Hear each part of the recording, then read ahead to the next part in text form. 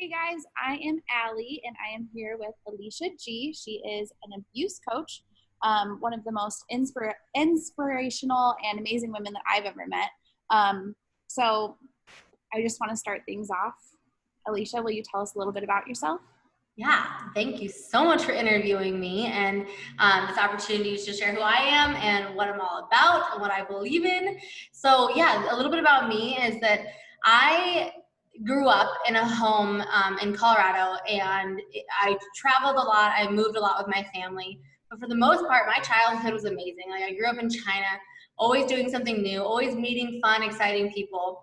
But really, like, where my life started to change was during the years of my middle school years. So it was like around 11, well, like around 10 years old to 13. And during that time, I, was just coming back from the States from living in China for a long time. And I started noticing this relationship with a family member kind of start changing. And I just remember being like, well, this is not how he used to treat me. This is kind of weird. But like deep down inside, I was like, oh, like I don't like this. I remember just like feeling like like when it first started, I was like, this is not okay. It started off being like really innocent, like games, but then it started being more of like touchy feely games, and it just escalated from there to end up being from 11 to 13, where he, would physically touch me and do things to me, and really molest me. But really at that time, I didn't even know what molest meant. I didn't know what abuse meant. I didn't know what any of that stuff meant. And so what happened during those times was a lot of confusion, because I remember just being like, this family member never treated me this way, and I was confused why he started to do this. Then I went into, starting to believe what he said about me, which was, no one's going to believe you if you tell anyone. Like, this is normal anyways. This is what you do with your family member. Then it went into like, hey, like, I'm going to start telling people that you do, you cut yourself, you drink. I'm going to tell your parents. And so when all that stuff started happening, I just like turned into a block wall, because I would go to school and I would have boyfriends. I would be on the volleyball team, basketball team, Smile, and all my friends who still know me and look back at the time when they realized that had been happening. And I just actually posted a picture of me, of me when I was like 11 years old. Yeah, Alli, I think you saw that. So it was crazy, because even like looking back at those pictures, you would never have guessed that I was going through anything, because I did a really, really good job of cutting off my emotions, putting on a mask that I was okay. And so what happened from the years afterwards was really when I started self-destructing. So when it stopped, I have a kind of a unique experience how it stopped, because I actually didn't end up telling anyone. As much as I tried to, I could never get the words out. I would try to be like, hey, do you do this with your family member? I'd be like, and then they would ask me more questions, and I'd be like, oh, no, never mind. It's Yeah, nothing. It's nothing. I imagine that would be really hard to go through. Yeah, because I started getting embarrassed about it, and I started believing what he said about me. Like, no one's gonna believe you. Everyone's gonna think you're weird, and I took it on as like we were doing this. Was really the big transition during the time. I just remember going, being like, oh, like I didn't say no already. I should have said no. I'm not strong enough. I can't speak up for myself, and so I blamed myself throughout that time. But really, so when it stopped was when my mom saw an email I had from him, and the email was really inappropriate. And so she asked me about it. She asked me what was going on, and I remember being like, finally someone knows. I'm like, thank goodness. Yeah, the relief when finally someone knows. But unfortunately, afterwards, after I shared what little I could with her, she looked at me and just said, Alicia, it takes two. And every time I say that, like, for one, it's crazy to think about now, looking back at like how many other women have felt that pain of not being heard and seen and loved. But for me, what happened from that moment on was I was like, I took on the blame and the guilt even more. Which I imagine is very common in people that have dealt with abuse, and especially Absolutely. where they're basically blaming you or telling you that this is normal, or, you know, any of those things. I think that's very common in. Yeah, 80% of people don't actually like aren't able to like share their story and be heard, seen afterwards. And so knowing that statistic and knowing that it's so hard to share your story, but then be like have someone come to you afterwards and say like, so what, you know, and it was your fault, you should have told me. You know, a lot of the responses sometimes are, yeah, this happens to a lot of people, get over it, right? And so for me, yep, that's exactly what happened. Yeah. I started to really like the years to come. Basically, for the next 16 years, I started partying, drinking, doing stuff with guys, putting up a mask that I was okay the whole time, smiling, you know, whatever it was. But when I look back, I'm like, no happy girl would ever drink herself, you know, to forgetting the night, or would ever do some of those activities with guys. Like, if I was truly happy, like I wouldn't have done that stuff. And so like there was signs. I didn't see them. A lot of people didn't see them. And I think at that age, when you're, you know, getting older and stuff like that, it's such a stressful age. And then you are being thrown into situations where, you know, there's drinking and guys, and that stuff sounds exciting, and it is a good way to, but it's not healthy. Yeah, yeah. And I love that you point that out, because it is a way to cope. Yes. And at that point, that was the only way I knew to cope, was to drink and to party and to do that stuff. Yeah. And when you think about it, like, and what really people like try to get in this thing of like, and then I did all this stuff and it was my choice. Like, and then I drank, then I did stuff with guys, then I did drugs, whatever it was. But really, like, you were still fighting for yourself the only way you knew how. And that sounds crazy because you're just like, that's not a healthy way to fight. But at that point, you didn't know how to fight for yourself. And so, you know, from 16 years on, like I went to college, did all this stuff, like great stuff, and seemed happy on the outside. It really wasn't until this point in my life where I was working with girls who've gone through sex trafficking, and I was like, I finally found my passion. I was like, I'm finally supporting, helping other people. I love this. Then my fiance Eric came to me, and he was just like, Alicia, like, I know you love these girls, but you've never helped yourself. Yeah. So how can you help these girls? Coaching, and is that kind of like, tell me a little bit about that. Like, how did you get actually into coaching and starting to help? Yeah. So I still wake up every single day, Alli, and I'm just like, how is this my job?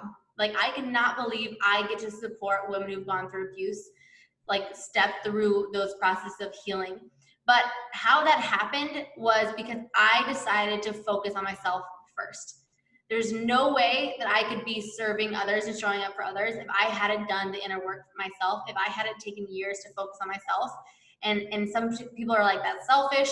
And a lot of times in our heads, we're like, that's selfish. Like, we should be thinking of others. It's not a big deal that you were helping others, Alicia. Like, you should be helping others. Yes, to a point. But usually after going through abuse, we are it's so easy for us to go help everybody else and to forget about ourselves. Honestly, too, like, if you're watching, that actually can be a coping mechanism too. Like, taking on other problems, or taking much that is not yours to carry can actually be a way to numb out and not focus on yourself. Exactly. It is a coping mechanism. And what's crazy is I actually attract a lot of people who are in these amazing roles of helping other people. So like I've had doctors in my program. I've had other coaches actually in my program. And what's crazy is that they have helped so many other people, but they themselves go home at night crying themselves to sleep because they know that there's something missing in their own lives. Yeah. And so if that relates to you, like, just know that yes, you get to help people, you get to be there for people, but you get to focus on yourself first. It's not being selfish. It's so that you can actually show up better for other people. And you can do it out of a heart of, I'm ready, instead of a heart of, I have to go help everyone else because I can't help myself. Or to avoid helping yourself, right? Like you were saying, like, it sometimes is like to avoid the pain inside and to avoid like helping yourself. Yeah. So with all that being said, what's going on in your coaching business right now? Do you have any big news? Tell me everything. Oh, yes, I do. So I do coaching. I do, one-on-one coaching. I do group coaching. But really, like, I was feeling called to have a course put out there, because I know that when you first start your healing journey, it's really hard to invest in yourself financially, time-wise, realizing that you're worth investing in yourself. So I created a course called Abused Is Not My Name. And I have not been able to sleep for the last like 2 weeks, 3 weeks. Like, oh my God, I'm like so excited about it, because it's the first step in your healing journey. What I mean by that is you start unlearning what your society and your abuser has said about you. So I ask amazing, so it's a 5-week course. And what you get with that course is you get modules every single week in a workbook to go through. And every single week you have a journal prompt.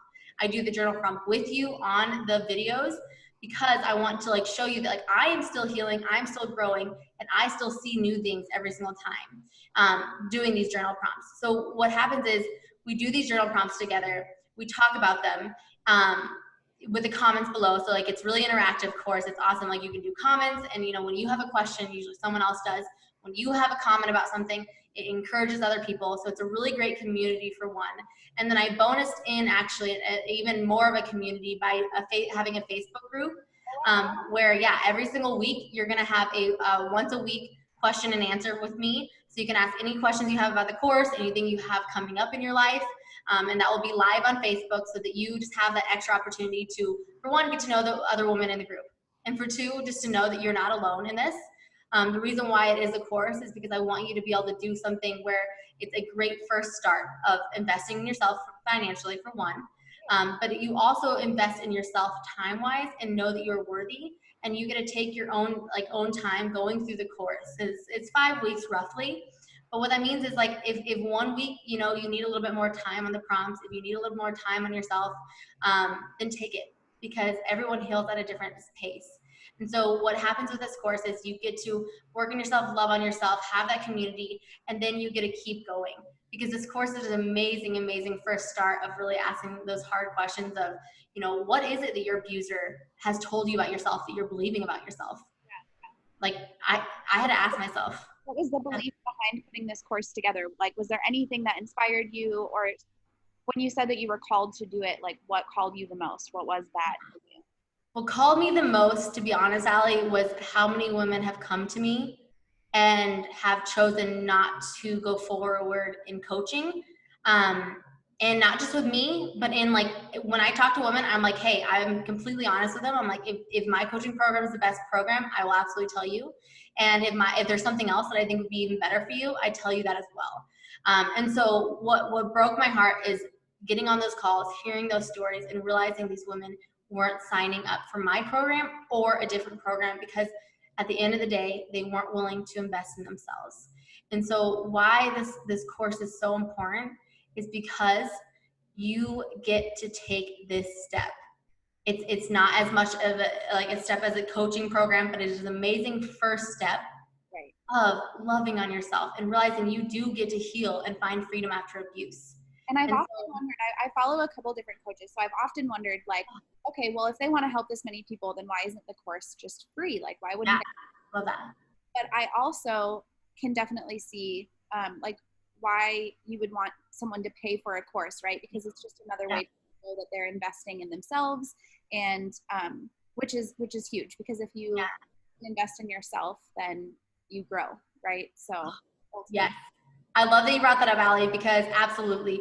If I believe me, if I could do this course for free, I would. But I also do know that you would not show up for the course. You would not actually put your effort into it. Like because when you get something for free, for instance, like if someone gives you something for free, you're like, ah, great. Or if they give you a how-to document or a free ebook, right? How many times do you actually not even click on the ebook? Yeah, I have things sitting in my email box that I've never downloaded, probably been there for like 2 or 3 years. Yes, because we put value behind things that we pay for. We put energy behind things that we pay for.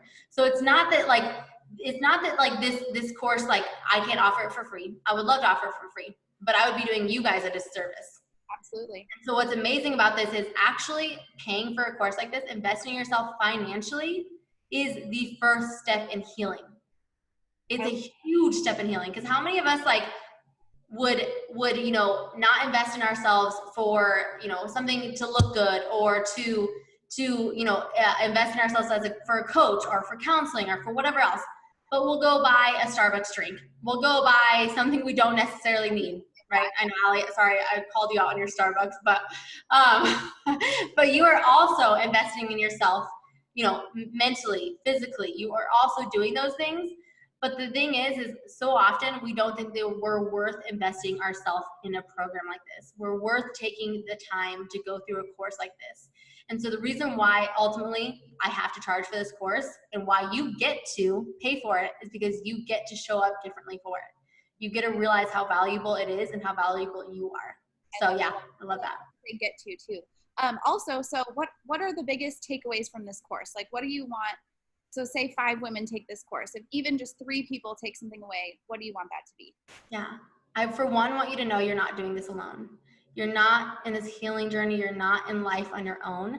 And that is when I saw my biggest transformation. That is when the women in my group actually start showing up for themselves, is realizing like, hey, they're not alone anymore. So you'll have that community. And so that's one of the takeaways. And you will also realize how to talk to yourself in a positive light. Because so often we don't even realize how negative we are to ourselves. So, right? Yeah. And I think that most people will go to self-deprecation before they actually, like if I look in the mirror in the morning, there's a good chance that I'll be like, wow, my hair looks insane. Yeah. Or, say good way, right? No. Something that basic, right? Yeah. I could be like, oh, I got a lot of sleep last night. Look at my hair. Like just looking at it from a different perspective would be more beneficial. Absolutely. Absolutely. Because we talk about things like your limiting beliefs. Like what are some things that you think that you are not, basically. So and so you switch that around and say, I am strong. I am powerful. I am working on my confidence. I am working on loving myself. I'm working on healing. Because for me, it's not just about like, oh, I'm going to teach you how to love yourself. Like give yourself a hug, like every single morning. No, it's like right. It's actionable steps. It's a skill to be confident. You have to learn these things. And so in this program, I teach you actionable steps. Like this is not just like a feel-good program. This is an actual, like, how do you show up for yourself every single day? And how do you stay consistent? Actually, like one of the modules is called consistency because it's not just about doing this once. It's not just about doing this course for 5 weeks and everything's going to be lovely. Right. Yes, you're going to have amazing breakthroughs. You're going to show up differently in this world after this course. But you are also going to learn how to stay consistent and keep doing these things you're learning, because we get to heal and it's a healing journey. It's not a healing sprint. Yeah. It's a healing journey. There's ups and downs, but really the reality is a lot of us don't believe that we can ever feel freedom and healing after abuse. We feel like we're always going to have it on our shoulders. We're always going to be carrying it around with us. And Alli, that's why I named this course "Abused is Not Your Name," is not my name, because it's not your name either, Alli. So good. But yeah, the reason why I named that course, this course "Abused is Not Your Name," is because I brought my abuse around with me everywhere, whether I knew it or not. Every party that I drank too much at, every guy that I would do stuff with, every interview that I would show up with and not think I was enough, I was bringing my abuse around with me. But really, you get to take it off. You get to realize that abused is not your name, and you get to show up in the world powerfully and realize like your past has actually made you stronger. So would you say that this course is only for women that have been abused, or would you say it would be empowering for other women as well, maybe who haven't been through, a physical trauma or a super emotional abusive relationship? Or would this be for someone that just has a hard time with confidence? Like, what does that look like? I love that. That's an amazing question. So I call it "Abuse is Not Your Name," but the reality is most of us have gone through something that it has we've allowed it to determine who we are. So whatever painful past experience you've gone through, this course is going to be amazing for you to actually start realizing that yes, you have let something in your past, you have let somebody in your past tell you who you are. And that stops right now, because you are the only one who can speak life and love and over yourself. Like I wish that I could just like tell everybody like, hey, you are so loved, beautiful, and powerful, and they'd be like, oh, okay. Yeah. Until you believe it yourself, you don't actually see those changes. You don't see those results, and you don't see that freedom. Like you don't walk around with your shoulders back and have that confidence until you yourself work on yourself and feel that freedom. So yeah. So getting away from the course just a little bit, where do you see yourself in your business, outside of your business, like in 10 years? Okay. 10 years. I'm like the worst if I have these like crazy huge goals and everyone's like, calm down, just one day at a time. But in 10 years from now, let's see. I will be married. I just got engaged last weekend. So I will be married. Kids, I want kids. I want a family. I want to teach my daughters and sons how to be amazing human beings. And you know, like just a little touch on that is like, I get to teach my kids how to be amazing human beings and stand up for themselves. And a lot of times you're scared after being through abuse. You're like, I don't want to have kids because of that. But the opposite is, hey, I get to stand up for my kids. I get to make them amazing human beings. And I'm so, so excited about that. You have like one piece of advice to get your child to talk about abuse, or is there something that you would encourage parents to look for or stuff like that? I've done an amazing interview with Maya Baker actually on this too. So you can always go back through my page and watch that interview. She talks about how she talks to her kids about abuse. But really, it's just having that open communication. Never making your child feel stupid for coming to you. Never making your child feel like they can't tell you something. Always making sure your child knows that they can say no is really what it comes down to. So yeah, I can go on all day about how to talk to your kids. I love that. But yeah. Something that you know now about abuse and knowing just about your life and the trajectory that you're on and all the healing that you've done. If you could go back to 11-year-old you, what would you say? Oh, I would say, hang on. I would say that, you know, yeah, buckle up. Honestly, I would say like, you are so much stronger than you think you are, Alicia, because I beat up myself for so many years after the abuse that's really like where I saw a lot of my pain. And I know that a lot of people can relate to this. Like the abuse was one thing, but it was the years of destruction. It was the years of hating myself, hating my body that really led to a lot more destruction. So I would just tell myself like, you're actually stronger than you think you are. And to take off that mask. That's okay. I'm not going to cry. It's fine. Yeah. A little bit more of that. Like if we could all just go back and talk to our, ourselves, right? It would be really powerful. Exactly. If you had a friend come to you that was like, I have this friend who is going through this abusive relationship and I don't think she sees it.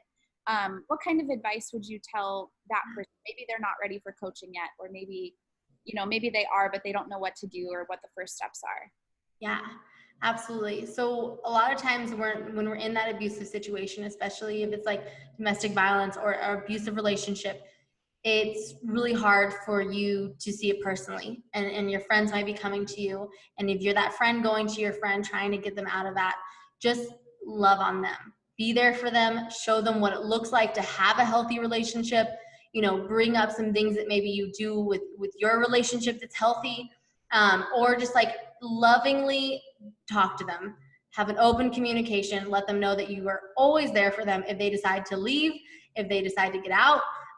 Let them know that you are there, like you will drop whatever to go pick them up if they ever decide to run and get out. And ultimately, like if they're in danger, like it is also your responsibility to report it. I know sometimes it can be hard to report a friend, and I know they could say, hey, don't tell anyone. But at the end of the day, your friend can be mad at you, but she'll still have her life. And so I think it's really important to actually take action and make sure that she's not in a dangerous situation. I was listening to one of my favorite coaches yesterday, Dr. Henry Cloud, and he was doing an interview kind of like this one. And he said, and I hope that I'm trying to see if maybe you agree with this, but he said that the best thing that you can do for someone that's trying to leave a toxic situation is just rally with them and show them support and just sit by them and hold their hand through what they're going through, even if they're not listening, right? Because they have to be in the position to actually hear you, listen. Absolutely. Absolutely, I agree with that, because like I said before, like I wish I could like make you feel loved and powerful and strong. Like I wish I could do that for you, but at the end of the day, like you have to take that step yourself, and that's exactly what it is in relationships. Like you have to get yourself out of there. You have to take a stand for yourself, and you never know like also what you're saying is going to hit them that day. Like you could say the same thing day after day, but one day she could be like, okay, yes, I need to leave. And so just know that, like, yes, you have to be patient. Yes, it's frustrating. It's just like, why don't they see what I see in them? Why don't they see that they're in this bad relationship? But at the end of the day, they don't see it, obviously. They're not leaving. And you get to be there for them. So yes, I love that. What's the best way to break free from an abusive relationship? Maybe just like the first step. Yeah. The first step is realizing that you are worth it and you want to make a change. Because after that, you can make all the plans, you can, call somebody, do that. But you have to realize that you are worth it. And every single one of you on here listening are absolutely worth being in the best relationships, having the best life, having freedom and healing after abuse. But you have to realize that yourself first. And so if you don't, reach out to somebody who believes in you. Reach out to somebody and just start actually taking actionable steps and loving yourself. Even before, maybe if you're not ready to leave, you're not ready to get out of the situation, start writing 5 things that you're grateful for about yourself. Start writing out what you love about yourself, even if it's the hardest thing to do in the world. Like, start loving on yourself, because you ultimately, that will lead you to not being able to not stand up for yourself, right? So really, like, you have to love on yourself, and that's the first step in getting out of those situations. Super powerful. Thank you so much for your time. Yeah. How and where we can follow you and where we can find the course and stuff like that. Yeah, so the course is going to be on my Facebook page, on my Instagram. You won't be able to miss it next week. The official launch is next week. And then the course starts the following week after that. So that's, I'm literally blanking out on the dates. So July 27th is basically like the official launch, but it is a course, so you can start whenever. I'm just doing official start so that I can, kind of be there and help people start and everything like that. But it'll be on my Instagram, Facebook. Reach out to me, because honestly, if this message at all pertains to you, if you are moved by this message, like, we get to have a conversation. Simple as that. And whether this course is the best course for you, whether there's something else, like, I would love to support you and be there for you in your healing journey, because you are not alone. I love that. Well, thank you again for your time, and I look forward to seeing how many people you can help in the future. It's going to be awesome. So yeah, thank you so much for interviewing me.